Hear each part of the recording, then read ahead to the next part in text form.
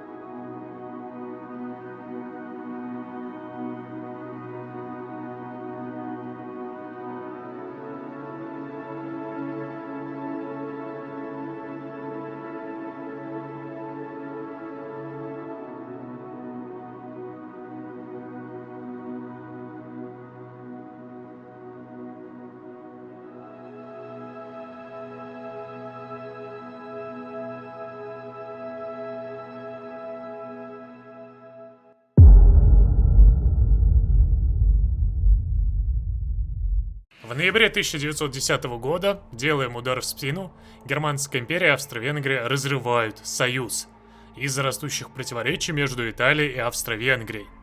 И в итоге наши с вами дипломаты не теряют надежды на сотрудничество с Италией, тем самым предавая Австро-Венгрию. Неужели Германская империя нашла нового врага? Да, и им будет Австро-Венгрия. Мы сразу же идем следом в изолировать Адриатическое море. По Австро-Венгрии вообще дебаф на 25% фабрик, флот вообще будет никакущий. Потом Румынский пакт, мы должны с ней союз заключить. Ну и дальше Бурдур-Крик. Получим братское противостояние с Австро-Венгрией. Ну что ж, погнали. Зачем нам прокачивать армию или еще что-то? Мы хотим пойти битвой на Австро-Венгрию. И да, кстати, Италия оценила такой подход и решила вступить к нам в альянс. То есть мы объединились с итальянцами, что уже неплохо. А вот вам и здрасте. Мы с вами сделали изолирование Адриатического моря, и Российская Народная Республика, гарант независимости. Что? Почему Российская Народная Республика? Тут же Российская империя, я не понял юмора такого, но, в общем-то, мы гаранты кинули, да, друг другу? Да. Мы пошли на сближение с Николаем II. Видимо, он согласился на такое дело в обмен на то, что мы сейчас вместе попилим Австро-Венгрию. Окей. Вообще-то так-то выглядит неплохо этот путь. Сейчас еще Румынию на свою сторону как бы санданем. И Австро-Венгрия вообще со всех сторон будет зажата. Интересно, что нам в итоге ответит Румыния на наше с вами предложение. Румынский пакт готов. Ну и отлично. Румыния вступается к нам в альянс, и мы как бы ей обещаем вернуть Трансильванию. Если что, в апреле 1911 года мы уже готовимся к противостоянию против Австро-Венгрии, который придет сейчас отвлечь дивизии на итальянский фронт, на румынский фронт, и тем самым ослабить фронт с нами, где у нас так-то немало войск, и мы готовы вдарить. Ну что ж, фокус готов. Держи войну. Германская империя объявляет войну государству Австро-Венгерская империя. Погнали в атаку со всех сторон! Ну и пока у нас тут идет противостояние, я думаю, самое время место под солнцем прокачать. И начать путь поиска новых союзников. А то, знаете ли, мало союзников, с ними далеко не уедешь. Конечно, местами проблемы есть, все-таки не так уж и легко, знаете ли, побеждать. Но я думаю, мы вполне себе справимся и даже сможем организовать котлы. Даже котлы мы с вами сделали. Ну и Австро-Венгрия предлагает условия капитуляции. Что? Что, прости? У нас просто сразу же здесь страна появилась. Босния восстала, которая согласна к нам в альянс. Ну, окей. Мне больше интересно, конечно, что это за условия капитуляции такие. Соединенные Штаты посылают ноту протеста, ну и да, стоило, конечно, призвать сюда Боснию и Герцеговину, как и Румыния тоже залетела, ну, я не вижу в этом особых проблем. Нам сейчас самое важное, просто Австро-Венгрию как можно быстрее капнуть, а для этого у нас все шансы есть. Кроме того, смотри, сюда еще и Сербия врывается, которую мы можем пригласить к себе в альянс. Давай. Так, у нас тут восстание, видимо, Венгрия, мы можем за Венгрию пересесть, либо же нет, это мирная конференция, окей. Получается... Очень интересная судьба Боснии, нет? Вообще нет, она была членом нашего альянса. Вместо этого ее съела Сербия, ну, которая теперь вместе с нами в одном альянсе, с которой, кстати, надо бы улучшить отношения. Здесь у нас Румыния несколько земель получила, Италия, ну, ничего особо не заимела. Мы с вами до Словении дошли, здесь выделилась Чешская Республика, Королевство Венгрия. Россия немножко земель подъел и также получила цель на королевство Польское, которое здесь выделилось. То есть Россия в ходе этого противостояния так-то получила новые земли. Надеюсь, она будет нами довольна. За 27 дней мы с вами справились, ну и следом можем выйти в национализацию этих земель, давлению на Швейцарию и даже подавить венгерское восстание и интеграцию Богемии сделать. То есть все эти земли рано или поздно станут нашими. Ну и понятное дело, Россия сразу же следом нападает на эту маленькую Польшу, которую мы к себе призывать, к сожалению, не можем, да и толку-то в этом особого нет. Мы все-таки с Россией поделили наши сферы влияния, и все хорошо. А, кстати, подожди, у нас в Венгрии теперь Франц Иосиф сидит. Вот оно как. То есть он просто переехал в другую страну, и Франция теперь гарант независимости Венгрии. Заявляем о национализации новых земель. Австрия немецкая, следовательно, она принадлежит Кайзер-Рейху. Мы объединимся еще раз, даже если это будет сделано силой. А вот знаете мне, что сейчас интересно? У нас Сербия и Румыния будут выходить из нашего альянса и нападать на Осман. Просто если это будет, то как бы немножко грустно потерять столько земель, потерять Сербию как союзника. Я надеюсь, что они останутся все-таки с нами, и мы сможем просто вместе либо Осман попилить, либо просто Осман пригласить к себе. Все, Австрия вновь национальная, у нас теперь немало так новых призывников, ну и дальше мы с вами можем интеграцию Богемии провести, давайте, национальными все эти земли станут, и мы с вами сможем Чешскую Республику подъесть. Цель войны получена, ну и давайте. Чешская Республика станет нашей. Правда, у меня есть вопрос. Ну, конечно, я забыл цель атаки нарисовать. Ну, ладно. Думаю, это небольшая проблема. Погнали. Здесь все равно войск нет, поэтому быстренько сейчас залетим. И захватим в итоге Чехию под себя. Все. Поздравьте нас, это победа. Ну и следом, я думаю, можно давление на Швейцарию прописать. Да, чтобы они тоже вошли к нам в альянс. А, видимо, все-таки на Осман они не пойдут, посмотрите. Для этого надо быть главой альянса и в альянсе в Балканской лиге быть, а они уже не в Балканской лиге. Так что османы, видимо, у нас останутся неделимыми. Да, не знаю, как Сербия и османы потом будут уживаться в одном альянсе с нами, но такое тоже возможно. Мы оказали давление на Швейцарию, и Швейцария стала нашим вассалом, серьезно. Я думал, они просто в альянс войдут, а нет. Немецкие советники, наш новый вассал. Что ж, хорош. Посмотрите, как центральные державы хорошо так растут. Это не может не радовать. Давайте теперь выйдем в альянс с Турцией. А потом, наверное, прокачаем азиатское направление и Токийско-Берлинский пакт. Россия вторглась в Гилян. Персия не намерена отступать. Эх, нам, видимо, надо было до раздела в Персии, да, уйти. Ну ладно. Просто здесь был путь как раз, чтобы уйти в раздел Персии и получить какую-то часть земель, видимо, под свой контроль. Но получается, что Персия полностью станет российской. Ну и ладно, я не против. Пускай Россия здесь развлекается и заимеет новые территории. Более того, знаете, что интересно? Мы можем пригласить в Альянс Россию. Нам просто не хватает 5% напряги, и Россия согласится вступить с нами в Альянс. Давайте, кстати, поможем Николаю, отправим ему атташе, посмотрим, хоть что у него тут творится, и... Я понял, он, видимо, в одиночку сюда не пробьется. Нет, атташе мы отзывать не будем, жесть, у него здесь снабжения вообще нет. И смотрите, население поддерживает политику правительства. Приятно слышать. Ну а еще бы они не поддерживали, мы создали такой великий альянс, столько немецких земель вернули под лоно нашей державы, притом хорошие отношения поддерживаем с соседями, что только в плюс. Военная миссия в Турции 22 сентября 1912 года. Ну и пока, наверное, закончим с этой подветочкой. Давайте все-таки в азиатское направление. Хочу еще с Японией объединиться. Ну и да, на какое-то время мы забыли о наших разногласиях. Османская империя присоединилась к континентальным державам. Я просто представляю, как Сербия и османы в одном альянсе такие очень рады жить, я вам так скажу. Прям очень рады. Чуется, не светит мне объединение с Россией, потому что напряга все падает и падает, а Россия уже под Тегераном. Жалко, так-то могли бы вместе с Николаем сейчас объединиться в один альянс. Сижу я, значит, такой в мире, а мне во второй раз Штаты уже посылают ноту протеста. Что за недопустимые действия, я на самом деле уже не понимаю. Сейчас-то вам что не понравилось? То, что мы с японцами объединились? Ну уж извините. Как-то в Японии я вижу более интересного союзника, чем в вас. Мне прям, знаешь, смотрю так на Россию и больно от того, что с ней происходит. Это какое ужасное истощение надо иметь, чтобы вот здесь вот хоть что-то делать. Вообще нет снабжения, вы поймите. Они истощены, у них нет снаряги, вообще ничего нет. Но они продолжают борьбу до конца. А посмотрите, Персия капитулирует, но Россия у нее забирает всего 2 региона, то есть она ради 2 регионов все это творила. Мне вот так немножко интересно, из-за чего ПМФ-то начнется? Неужели Венгрия, сербы тоже что-нибудь устроят? Или при данном раскладе все будет мирно и хорошо, и ничего не случится? Просто пока выглядит все мирно, хорошо, мы спокойненько раскачиваемся, никого не трогаем и укрепляем свой альянс. На дворе 24 августа 1914 года и можете полюбоваться нашим великим альянсом центральных держав. Он на самом деле выглядит красиво, за исключением того, что вот это вот пятно надо забрать, да, Венгрия с Хорватией, конечно, здесь вообще не к месту. А так, у нас очень много держав в альянсе, я так понимаю, что пора уже подавить венгерское восстание, ибо другого пути у нас уже с вами нет. Венгрию все-таки надо одолеть и привести к нашей с вами власти.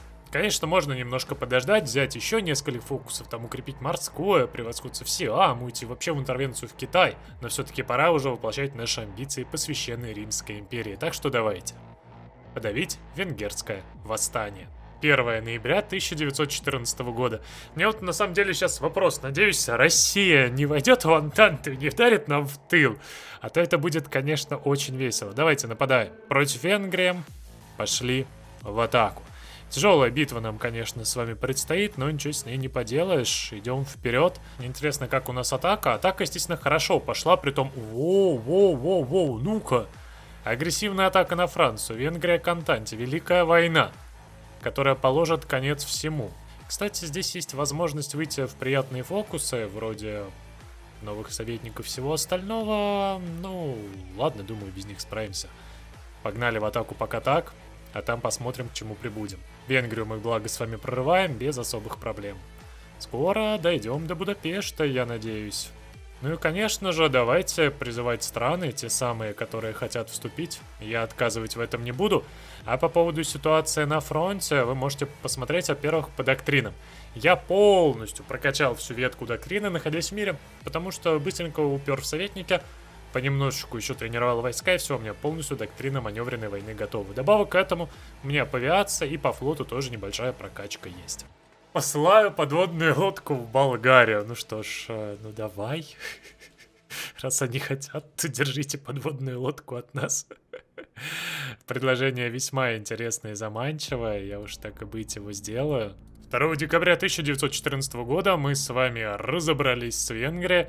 Границы здесь, конечно, оставляют желать лучше, но с этим ничего не поделаешь.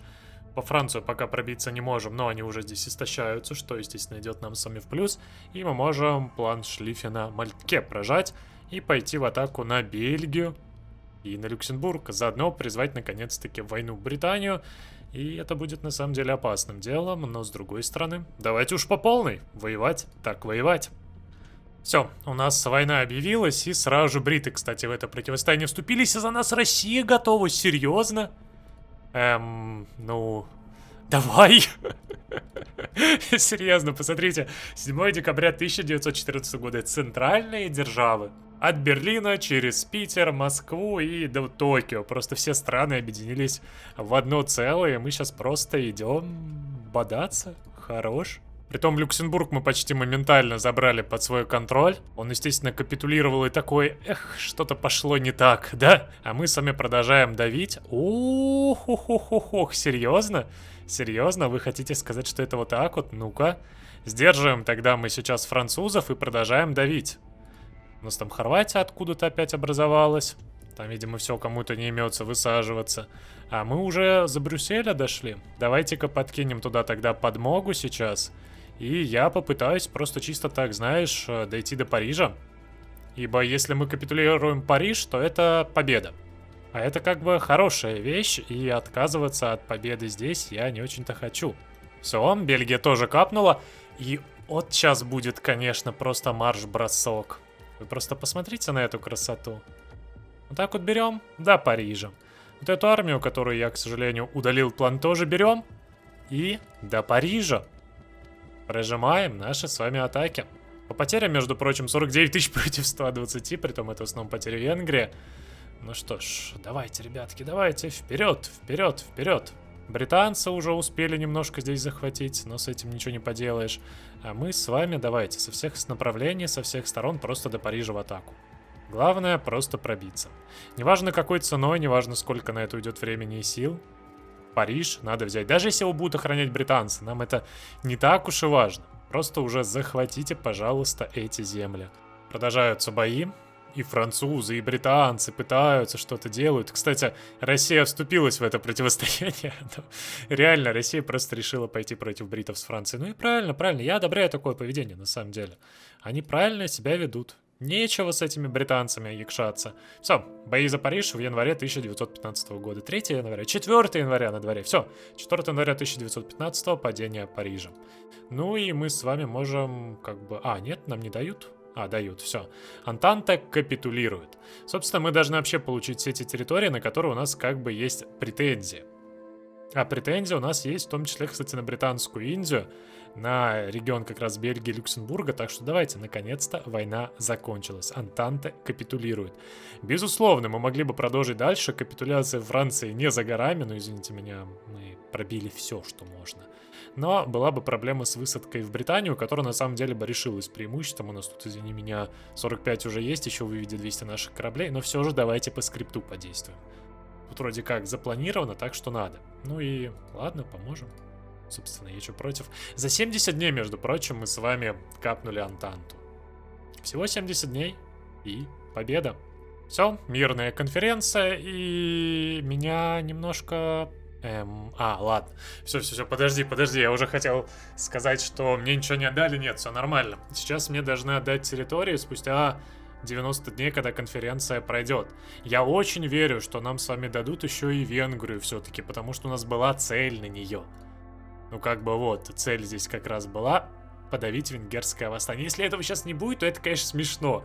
То, что тут цель как бы марионетка, а не претензия на землю. Тогда придется заново каким-то волшебным образом оправдывать на нее войну, а мы этого не можем. Война за Венгрию закончится тем, что Венгрию мы не получим. Вот смешно, конечно, будет. Мне больше, конечно, еще радует, Россия-то вообще что-нибудь от этого получит или нет. Ну, давайте подождем и узнаем. Ну, как минимум, Сербия у нас тут уже со старта вассалом Хорватию получила. Ай, Венгрия и так хорошо. О, смотри, после поражения британцев в Великой войне они были вынуждены полностью организовать все заморские владения, оставив Кению и Буганду практически полностью открытыми для нас. Норм, спасибо. Новые колонии, еще мир-то не было, а нам уже колонии дают. Бриты, вы можете дальше отступать, а не против еще новых колоний. Италия просит Джубалент. Да, держи. Такую небольшую территорию у нас запросили, я не против, они нам все-таки помогли, они наши друзья и братья. Мне больше радует, посмотрите на Россию, победитель Первой мировой, да? Просто Россия ничего не сделала в войне почти, ну не успела повоевать, а ей навесили дебафы на доктрины в 75%. И количество дивизий, которые она может создать, минус 80%. Так еще и желание выйти из Альянса минус. Серьезно, то есть России просто ничего не дали, и она теперь в таких минусах, что я не знаю, выберется ли даже. Но остается 2 дня, 1. И давайте заценим, что же нам тут покажут. 17 на 18 апреля 1915 года наконец-таки карту мира мы с вами перерисовали, а еще и заставили лагать очень сильно Хойку и мой комп, потому что подвисло так-то знатно. Ну и вопрос о Египте.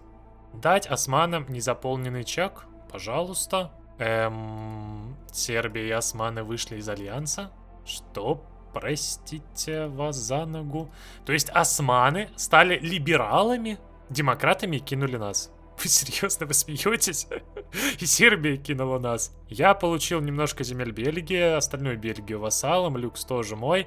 Здесь мы ничего вообще не получили. Ну и самое приятное, да, хотя бы Индия наша. И, кстати, вау. Это вкусненько. Мы еще несколько новых колоний получили. Ну, честно говоря, я думал, будет больше. И если бы я знал, я бы полную свободу сейчас османам в Египте не давал. Я думал, они со мной останутся, но они меня предали. Они просто кинули нас. Ах, османы, какие вы мелочные заразы. Следом... Серьезно, у нас Копенгагенская конвенция, послевоенная экономика, межвоенная демобилизация, будет распущен альянс центральной державы. Да идите вы к чертям! Я тут братский альянс строил с Николаем, с Италией, а они мне взяли, все распустили. Вы серьезно? Не, вот вы серьезно? Вы вот до такой вот степени все распустили. То есть, ладно, я не получил Венгрию, хорошо. Но вы мне еще и альянс распустили с Японией, с которой у нас все было хорошо. Я офигею на самом деле. То есть я просто ни Венгрию тебе не получил, ни альянса теперь у меня нет. Я остался в буквальном смысле один. Просто со Швейцарией и все. Для чего строил Великий Альянс? Для чего вообще воевал? Вопрос на самом деле, видимо, риторический. Мы все равно с вами по итогу ничего не получили. Но хотя бы восстановление Священной Римской империи мы с вами прожали. Посмотрите, теперь мы с вами Священная Римская империя, победители Вельткрига. И да, мы живем с послевоенной экономикой. Но зато нам дальше открывается интересный путь, где мы сможем с вами против коммуны Франции пойти. Правда, проблема то, что на войну-то мы все равно пойти не сможем, потому что у нас, во-первых, перемирие еще до января 2016 года. Во-вторых, мы не можем просто объявлять войны, пока у нас с вами франкфуртское перемирие действует. Так что мы ничего не можем пока сделать из агрессивного. Но зато можем пойти по Римскому пакту, по защитнику веры, возрождению ордена аж крестоносцев, который вроде бы неплох, но 20 арги минус ради войны с османами. И падение Барбароссы. Я понял, почему нам альянс распустили. Мы при любом раскладе просто пойдем в атаку, душить всех и вся. Хорошо. Благо, хоть я оставил вот этот вот путь, мы можем в Скандинавию вторгнуться и даже, между прочим, в Китай уйти. У нас такая возможность тоже есть. Конечно, хотел бы я сказать, плацдармов мало, но нет, у нас здесь есть плацдарм здесь, через Индию, отсюда. Так что, если мы захотим, то мы можем даже и в Китай вполне себе вторгнуться, нам никто не запрещает.